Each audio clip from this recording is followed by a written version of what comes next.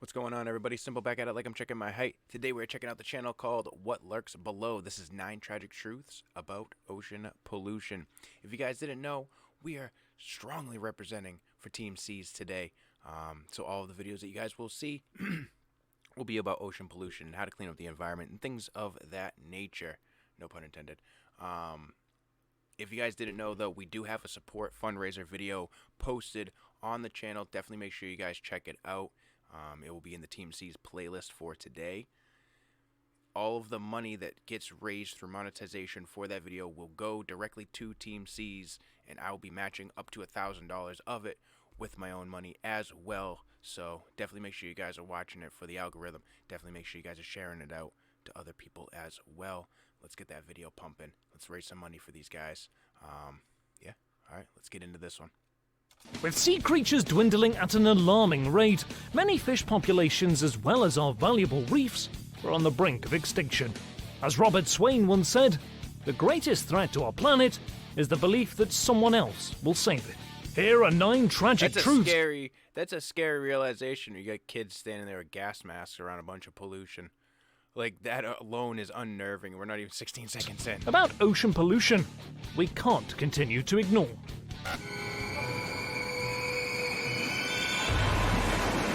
Really cool intro video. I like that. 9. Rubbish. The ocean is a very valuable natural resource, yet increasingly it's being threatened by pollution from people on land as well as from natural causes. The bulk of trash seen floating among the tides, stuck in between rocks and littering the seashore, comes from everyday items that people throw away, without giving the contents hardly any consideration. The best time to see firsthand the effects of pollution is when strolling the beaches after a storm. Be mindful of this visual reality, but this residue is only a small amount of garbage that permeates our waters. So, what happens with our waste after we carelessly dispose of it? And how easy would it be? Like, that's the thing. I don't understand. I mean, I know a lot of this probably comes from the area that it's in, right? The river systems is fully polluted in a lot of places. Some of it comes from in the ocean during high tide, gets washed up, just kind of makes its way. But I mean, shout out to the people that go out and help pick up this type of trash. Every time I go fishing, any place that I'm at, that's normally what I spend a lot of my time doing. Unfortunately, I'll always bring bags with me, bring them back to my truck, and I'll go dispose of them in my own trash. But it kind of sucks because, you spend so much time caring about the environment that you don't really get time to enjoy the environment, and one person can't really make the change, right? So it's really up to everybody who sees this, and how many people see this stuff and just kind of let it go to the wayside. Hopefully this beach got cleaned up. Things like cigarette butts, old worn fishing gear, tin and plastic containers from food and... Fishing gear is the worst. Fishing gear is the worst. Put all of the fishers on spot right now. Stop leaving your line. I don't care if it's stuck. Pull it until it breaks. Figure it out. Like, it...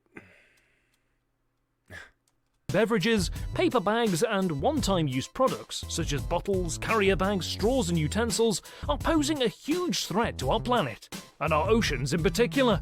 According to the National Academy of Sciences, an estimated 8 million tons of rubbish enter the world's oceans every year.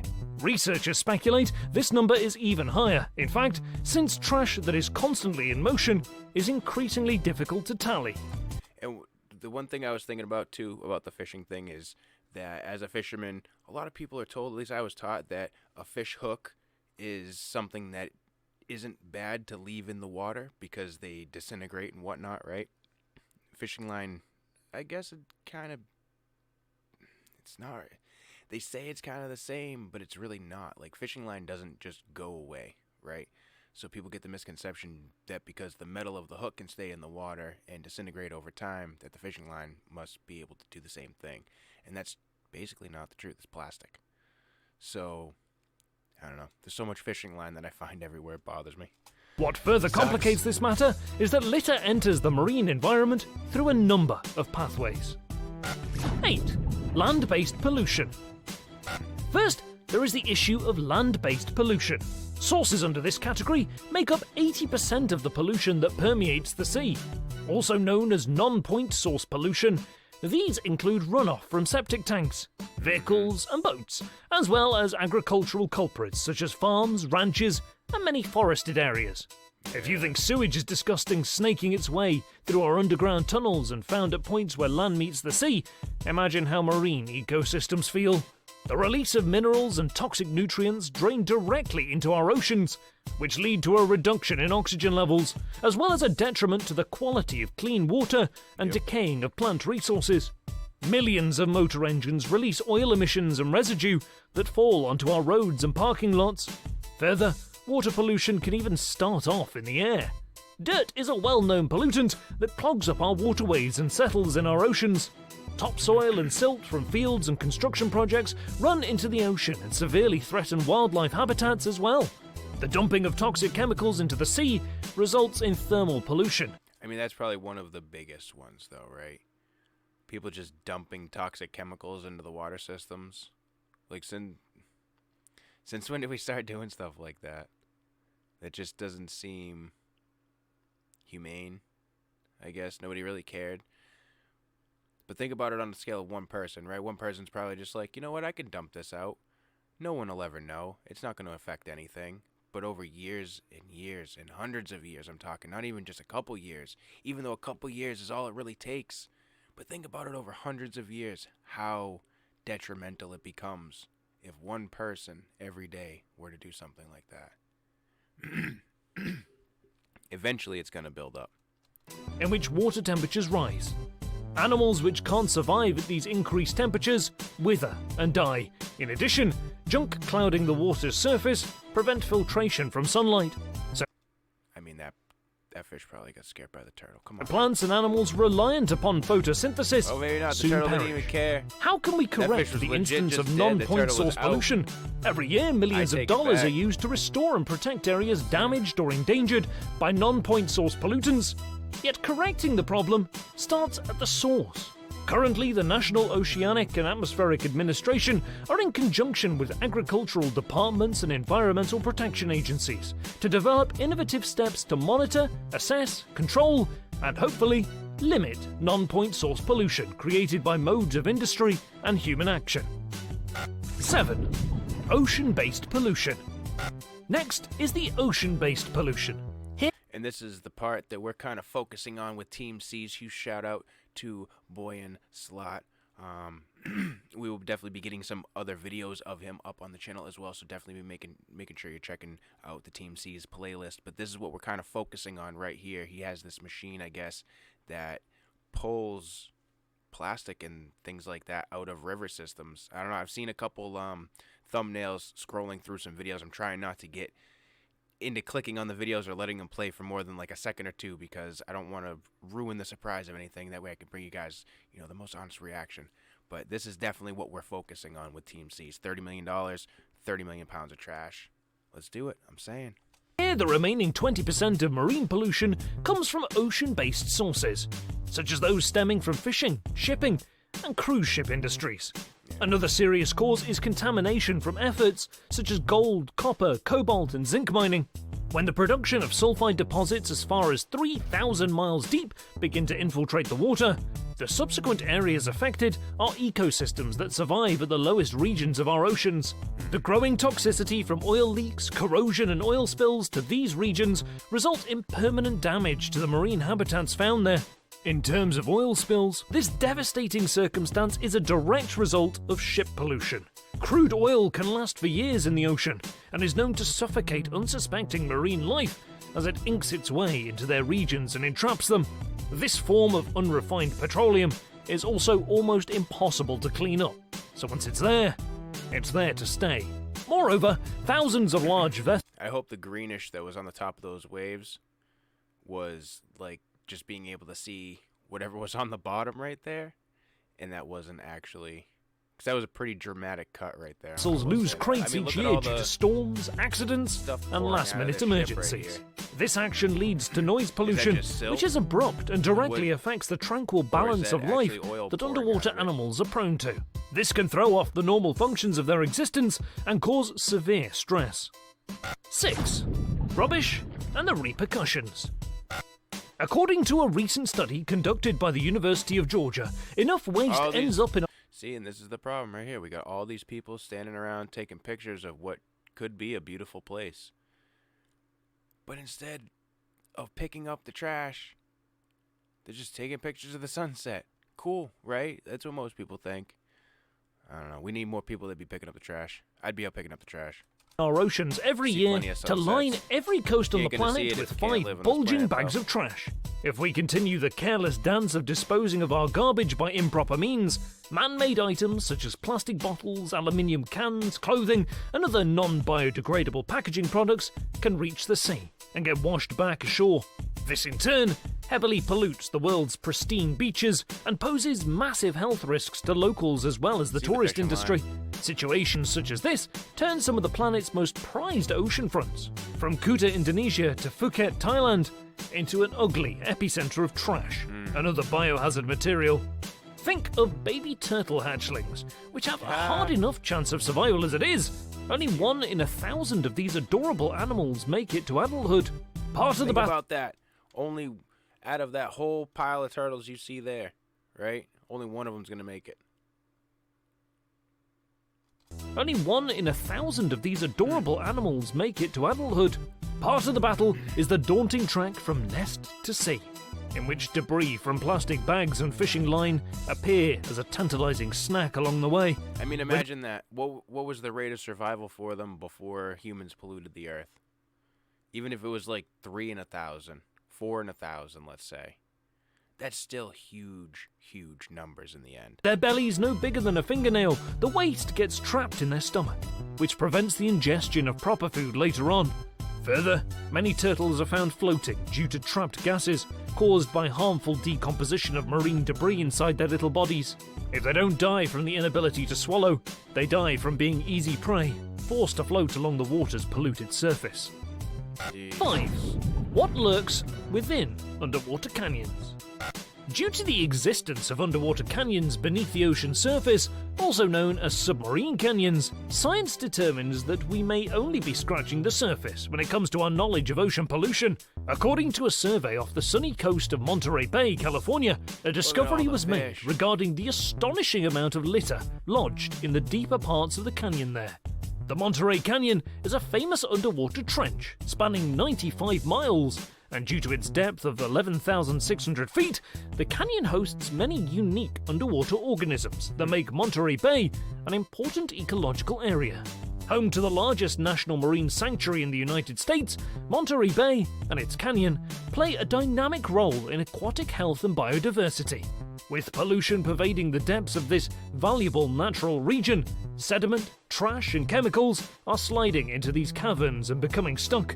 From the mouth of the Hudson River in New York City, another impressive canyon extends 300 miles out into the Atlantic and 4 miles deep into the continental shelf. This too, among many other submarine canyons around the globe, are conduits which move toxic waste from land to the deeper realms of the ocean. Up until only a few years ago, New York and New Jersey were dumping raw sewage directly into the canyons within the Hudson River, funneling the muck and sludge deeper into Atlantic waters. Not only is the Hudson one of... Who came up with that idea? Who in their right mind was like, you know what? Well, let's just dump all this poop water right out into the ocean. Screw it. Our planet's largest submarine canyons, wrong with people? But it's also the most when did disgusting. That seem like a good idea? They didn't have anything else? The imperfections of plastic. There's so many Scientists have determined that around the end of 2017, there was a 1 to 2 ratio of plastic to plankton permeating our waters. The number of plastics alone was estimated at around 150 million tons. Approximately $30 million, 30 million pounds. I'm just saying. 1/5 of the weight of all fish inhabiting our oceans. The study further concludes that if this problem isn't solved soon, plastic will well outnumber fish by the year 2050. 2050, folks. 2050. Come on. 29 years from now, right? During our lifetime, plastic will outnumber fish if we don't do something about it. put this evidence Insane. into another perspective, research claims that there is 500 times more plastic in our sea than stars in our galaxy. As That's according to the insane. UN Environment Programme, That's disgusting. 51 trillion microplastic particles float around our Earth's oceans today. Now, when they say microplastic particles, they're talking like, not confetti. What the hell is that stuff called? Glitter. They're talking about glitter. So, as It's each gotta be- year enormous other amounts of things litter too, but enter our seas, the glitter biggest or problem microplastic caused by particles, plastics sure. is proved to be their Or are they talking even durability. smaller? For example, the Like towering tsunami microscopic that hit the microplastic. coast of Japan in 2011 sent the aftermath of debris and animal life across the world's largest ocean. Years later, evidence of wreckage is still being found sweeping beaches along the north coast of America. Tiny hitchhikers, including Oh my crustaceans, mollusks, and fish species, have ridden in on these debris rafts. That is, trash that has managed to withstand extreme ocean currents and weather. How is this possible? Scientists have studied over 600 pieces of the tsunami-generated garbage, carrying hundreds of Japanese marine species, which now pose a That's serious threat incredible. to the native ecosystems of Hawaiian, Canadian, and American coastlines. This biological rafting event was made possible through the durability of non-biodegradable plastics, fiberglass, incredible. and polystyrene foam. What's more, the relatively slow process of the floating debris over time allowed these marine species to adapt to their new surroundings. So, in the grand scheme of things, the emergent invasion of foreign species to new realms present enough risk and harm to forever change our ecosystems. All this Is that just everybody's gas container dump? They're like, oh yeah, if you got a used gas can, you just throw it down this ravine right here. We're good. due to imperishable products, such as plastic, proof Why? that What's when the things point? go out to sea, they don't just dissolve, they float on forever. Why is this dude walking around barefoot? 3. A great Like, that dude's even more crazy. Why are you walking around barefoot and all that trash? You're nuts. Hopefully you got your tetanus shot. patch of floating trash. Like, that's crazy. There's a patch of marine litter in the Pacific Ocean with many names. Called the Great North Pacific Gyre by some, the Pacific Trash Vortex by others, and most commonly, the Great Pacific Garbage Patch. Is that... What? Are those just ships left at sea? Just floating on this garbage patch? The largest What do you mean oceanic garbage site patch? for Like, ocean that's just- plastic in the world. This titanic titan of trash sits in the middle of the ocean between Hawaii and California. The GPGP is the biggest of 5 other plastic accumulation points located among our planet's oceans, and once products enter the gyre, they are unlikely to go anywhere. Biggest of 5 other accumulation points. So between Hawaii and California is one accumulation point. Thailand apparently has another accumulation point. Like, these are the things that we should be targeting. Safe for this is what degrading we're into doing smaller here. particles Team from C, sun folks, let's exposure. go. This means that the mass area of the GPGP is steadily increasing over time. So let's break down what our environment cannot. Over 2.41 million tons of plastic are entering the ocean through rivers every year, and plastic is much less dense than water. Therefore, these sources of trash find themselves incapable of sinking, since the buoyant non-biodegradables prove resilient to marine habitats. Now, that's actually kind of a good thing for us, right? Because they float, it at least gives us the ability to collect it. It just doesn't give us the morality, I guess, for most people to go out and do the right thing. And can float on for extended distances, It's all about making completely the right choice. unperturbed. The trash patch seemingly saves the day. Though, not exactly.